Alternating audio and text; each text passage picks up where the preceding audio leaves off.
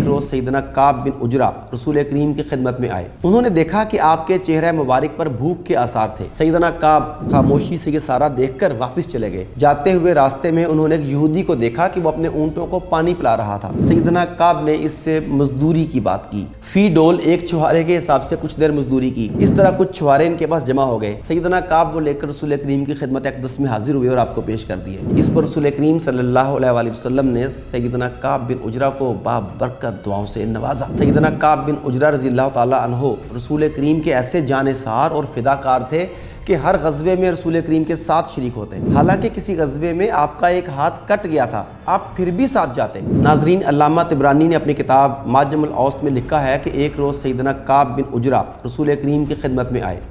انہوں نے دیکھا کہ آپ کے چہرہ مبارک پر بھوک کے آثار تھے۔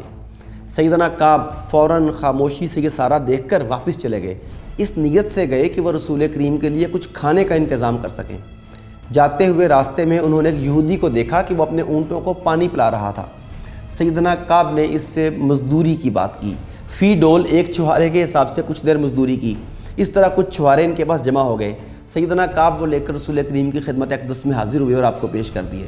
اس پر رسول کریم صلی اللہ علیہ وآلہ وسلم نے سیدنا کعب بن عجرہ کو بابرکت دعاؤں سے نوازا۔ مورخ ابن سعد کے مطابق سیدنا کعب بن عجرہ رضی اللہ تعالی عنہ رسول کریم کے ایسے جانثار اور فداکار تھے کہ ہر غزوے میں رسول کریم کے ساتھ شریک ہوتے۔ حالانکہ کسی غزوے میں آپ کا ایک ہاتھ کٹ گیا تھا، آپ پھر بھی ساتھ جاتے۔ سیدنا کعب بن عجرہ رضی اللہ تعالی عنہ نے رسول کریم صلی اللہ علیہ وآلہ وسلم کے مدرسے میں بھی تعلیم حاصل کی، یعنی آپ اصحاب صفہ میں شامل تھے۔ آپ نے رسول کریم سے 47 احادیث روایت کی ہیں۔ تابعین میں سے بڑے بڑے نام سیدنا کعب بن عجرہ کے شاگردوں میں سے ہیں اور ان سے روایات و احادیث کو آگے نقل کرتے ہیں۔ سیدنا کعب بن عجرہ کے اخلاق حسنہ میں دو چیزیں، حق کی حمایت اور رسول کریم سے محبت بہت نمایاں تھی۔ اسی لیے آپ کی کوشش ہوتی کہ رسول کریم صلی اللہ علیہ وآلہ وسلم کی ہر بات کو بغور سنا جائے۔ رسول اکرم صلی اللہ علیہ وآلہ وسلم نے ایک روز خطبہ دیا جس میں مسلمانوں کی آئندہ ایک خانہ جنگی کا تذکرہ بھی تھا۔ سیدنا کعب پاس ہی بیٹھے تھے۔ وہ فرماتے ہیں کہ رسول کریم جب فتنے اور مسلمانوں کی باہمی خانہ جنگی کے بارے میں سب کچھ بتا رہے تھے تو ایسا معلوم ہوتا تھا گویا وہ وقت بالکل سامنے آ گیا ہے۔ آپ صلی اللہ علیہ وآلہ وسلم کی گفتگو کے دوران ہی ایک شخص چادر میں لپٹے ہوئے آپ کے پاس سے گزرا۔ رسول کریم نے انہیں دیکھا تو فرمایا، فتنے کے دن یہ حق پر ہوگا۔